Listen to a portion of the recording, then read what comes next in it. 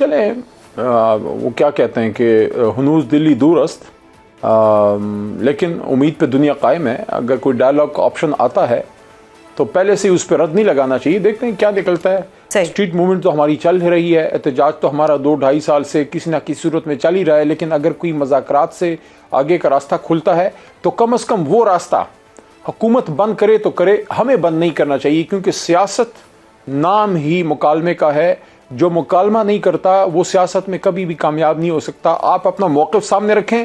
اگر آپ کو آگے کا راستہ نظر آتا ہے، آپ سمجھتے ہیں کہ آپ کو کوئی راستہ مل رہا ہے تو ٹھیک ہے، نہیں ہے تو اپنا سامان لپیٹ کے نکل جائیں. اس میں کیا ہے؟ کبھی ڈرنا نہیں چاہیے گفتگو سے. تو سر آپ تو احتجاج اور مذاکرات کی بات کر رہے ہیں، سیاست دان ہے ہی وہ جو انگیج کرے. بالکل سر، اب آپ انگیجمنٹ کی بات بھی کر رہے ہیں، مذاکرات کی بات بھی کر رہے ہیں. اگر حکومت 8 فروری تک ایک طرف آپ احتجاج کریں اور دوسری طرف آپ ساتھ میں مذاکرات بھی کریں. احتجاج بھی کریں، مذاکرات بھی، جلسہ کریں، جلوس کریں، ریلی کریں، ساتھ میں مذاکرات کی ٹیبل پہ بیٹھیں. دونوں سائیڈ بائی سائیڈ چلا سکتے ہیں. ایک پہ نہ اتفاق کریں کہ صرف مذاکرات کرنے تو آپ وہاں سے پیچھے سے اگر احتجاج نہیں ہے تو ویک ہو جائیں گے، اور صرف احتجاج ہی کرتے رہیں گے تو پھر دروازہ مذاکرات کا کیسے کھلے گا؟ خان صاحب کا دروازہ اڈیالہ کا کیسے کھلے گا؟ صحیح. سر اگر 8 فروری تک حکومت آپ کی ملاقات نہیں کرواتی خان صاحب سے، جو کہ وہ بار بار یہ مینشن کر چکے ہیں، تو پھر پی ٹی آئی کی کیا اسٹریٹجی ہوگی کہ احتجاج کرنا ہے، کیا کرنا ہے؟ مطلب اسٹریٹجی کیا ہے پی ٹی آئی کے پاس؟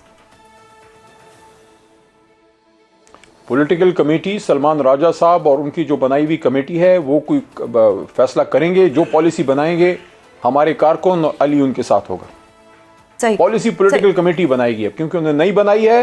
Now this is there responsibility کہ وہ عمران خان کی رہائی کے لیے کوئی پریکٹیکل لائے عمل بنائیں اور پورے ملک میں بنائیں، صرف کے پی اسپیسیفک نہیں. جو پالیسی بنائیں گے آئین و قانون کے اندر رہتے ہوئے ہمارا کارکن علی اور میرے جیسے بے شمار ان کو سپورٹ کریں گے. صحیح. علی صاحب، آج بلاول صاحب نے بھی اس بات کا کچھ خدشہ کیا، کچھ ان کے خدشات تھے کہ کچھ قوتیں ایسی ہیں جو صوبوں کے کام نہ کرنے کا بہانہ بنا کر سندھ اور دیگر صوبوں کے اختیارات واپس لینا چاہتی ہیں. تو کیا پی ٹی آئی اور خیبر پختونخوا حکومت کو بھی یہ خدشات لاحق ہیں؟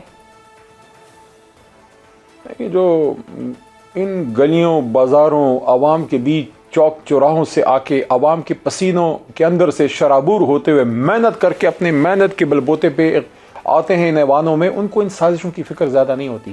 ہمیں سازش سے باہر نکال دیا گیا نا، اس وقت ہماری 2/3 نہیں تھی. اللہ کے کرم سے میں نے آپ کے اس ملنگ بھائی نے اسمبلی کے اندر میں نے ایک پیشن گوئی تو میں نہیں کہوں گا، ایک دل کی بات کی تھی کہ 2/3 سے میرا لیڈر آئے گا. 3/4 سے اللہ نے بھیج دیا. ہاں مینڈیٹ چرا لیا، وہ ایک علیحدہ بات ہے، لیکن یہ بلاول صاحب کو میں کہوں گا اپنے نانا کی سیاست کریں، اپنی شہید والدہ محترمہ کی سیاست کریں. یہ پر سازشیں ایمان سے آپ کا بال بھی بیکار نہیں کر سکے. کیا کریں آپ؟ ایک نظر عوام پہ ہے، 2 نظریں اس طرف ہیں، کبھی پنڈی کی طرف دیکھتے ہیں، کبھی کہیں اور دیکھتے ہیں. ایسا نہیں ہوتی نا سیاست. آپ کے نانا کی یہ سیاست نہیں تھی، نا محترمہ کی تھی، عوامی سیاست. سر سب سے پہلے تو ہمیں یہ بتائیں کہ آج جس طرح پہلے محمود خان اچکزئی کے بطور اپوزیشن لیڈر کاغذات نامزدگی جمع ہوئے، پھر اسپیکر قومی اسمبلی نے اس حوالے سے وزیر پارلیمانی امور اور اسمبلی سیکریٹریٹ سٹاف سے مشاورت بھی مکمل کر لی ہے، تو اب آپ پورے اعتماد ہیں کہ اگلے 24 گھنٹوں میں نوٹیفیکیشن ہو جائے گا یا کوئی سرپرائز بھی مل سکتا ہے؟ بسم اللہ الرحمن الرحیم.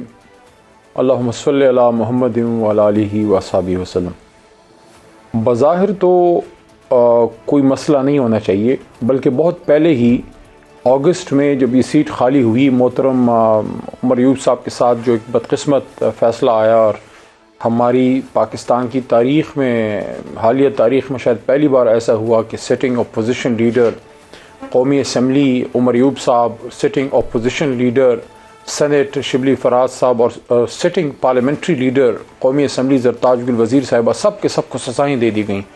ایسا تو کبھی آمریت میں بھی نہیں ہوا تھا. لیکن بہرحال جو جمہوریت کی گاڑی ہے وہ چلتی رہنی چاہیے. تو کم از کم خانہ پوری کے لیے ہی صحیح، جو برائے نام جمہوریت ہے اس میں کم از کم یہ سیٹ جلد سے جلد پر کر دینی چاہیے تھی، اور استحقاق تحریک انصاف کا تھا. اور جب جناب عمران خان صاحب کی ڈائریکشن کے مطابق پاکستان تحریک انصاف کی 70-75 ایم این ایز کے دستخط شدہ ڈاکیومنٹ کے بعد تو اچکزئی صاحب کو فوری طور پہ نامزد کیا جانا چاہیے تھا. کل پرسوں یہ ہو جانا چاہیے. ایک البتہ میری ریزرویشن ہے، اور وہ ریزرویشن یہ ہے کہ کاش یہ پہلے کر دیتے، کیونکہ 27ویں ترمیم میں تو جو آپ نے کیا سو کیا، لیکن کم از کم اپوزیشن لیڈر کی کرسی پر کوئی بیٹھا تو ہوتا. اپوزیشن لیڈر کی کرسی خالی تھی، تاریخ میں لکھا جائے گا، اور پاکستان میں آئینی ترمیم ہو رہی تھی. یہ ہے آپ کی آج کی جمہوریت. صحیح. اب سر ایک چیز اور بتائیے گا کہ طارق فضل چودھری یہ الزام لگا رہے ہیں اپوزیشن کے اوپر کہ جی یہ اپوزیشن لیڈر کی جو تقرری تھی اس کو پی ٹی آئی والوں نے بلا وجہ ایشو بنایا. اسپیکر صاحب خود بھی یہ کہتے ہیں کہ پی ٹی آئی کے بہت سے جو فرنٹ رو کے ممبرز تھے وہ ان کے چیمبر میں گئے اور انہوں نے کہا کہ ہمیں اچکزئی پر کچھ تحفظات ہیں اور ان کا نوٹیفیکیشن نہ جاری کیا جائے. سر یہ کیا معاملہ تھا, کن کو پرابلم ہے اچکزئی صاحب سے؟ یہ باتیں تب تک تو وہ کر سکتے تھے. دیکھیں میں خود منسٹر فار پارلیمنٹری افیئر رہا ہوں اور طارق فضل چودھری صاحب مسلم لیگ نون میں بڑے ڈیسنٹ لوگوں میں سے ہیں, تو مجھے ان سے توقع ہے جینٹل مین شپ کی. اور جب تک عمران خان صاحب کی طرف سے کوئی نام نہیں آیا تھا تب تک پاکستان تحریک انصاف کی طرف سے کبھی ایک کا نام چل رہا تھا, کبھی دوسرے کا نام چل رہا تھا, میڈیا میں چل رہے تھے. لیکن جب عمران خان صاحب نے اچکزئی صاحب کو نامینیٹ کر دیا اور ہمارے تمام ایم این ایز نے دستخط شدہ ریکمنڈیشن لیٹر بھیج دیا آفیشلی محترم اسپیکر جناب ایاز صادق صاحب کو, تو اس کے بعد سے دن کاؤنٹ کیجئے نا, اس کے بعد سے کیا امر مانے ہیں. ہماری طرف سے آپ کو دستخط شدہ ڈاکومنٹ آ گیا. سب سے پہلا دستخط اس پہ چیئرمین جناب بیرسٹر گوہر صاحب کا, دوسرا اس خاکسار کا علی محمد کا, اور اس کے بعد عامر ڈوگر صاحب, اور سب کے دستخط آپ کے پاس 3 مہینے سے پڑے ہوئے ہیں. یہ 3 مہینے تو آپ کے کورٹ میں بال تھی نا محترم طارق فضل چودھری صاحب, تو آپ لوگوں نے کیوں اس سیٹ کو خالی رہنے دیا اور خالی سیٹ پہ آپ نے آئینی ترمیم کر دی اپوزیشن لیڈر کی. صحیح. تو سر 27ویں ترمیم. جی سر 27ویں اور پھر شاید کوئی 28ویں بھی آ جائے گی. ایک اور چیز بتائیے گا کہ اچکزئی صاحب کا اگر نوٹیفیکیشن ہو جاتا ہے اور وہ اپوزیشن لیڈر بن جاتے ہیں, ایک ہی بار رول دیں اس آئین کو, کیا وہ بلڈوزر نہیں ہوتا. میں اتفاق سے ویسے apart from being a lawyer میں چھوٹا موٹا سول انجینئر بھی ہوں, تو وہ جب ایک رولر چلتا ہے نا روڈ پہ تو سب کچھ ہموار کر دیتا ہے. صحیح سر, بس وہ چاہتے ہوں گے کہ سرپرائزز دیں. رولر یہ کیا 26ویں 27ویں, ایک ہی بار رول دیں اس آئین کو. صحیح پکا.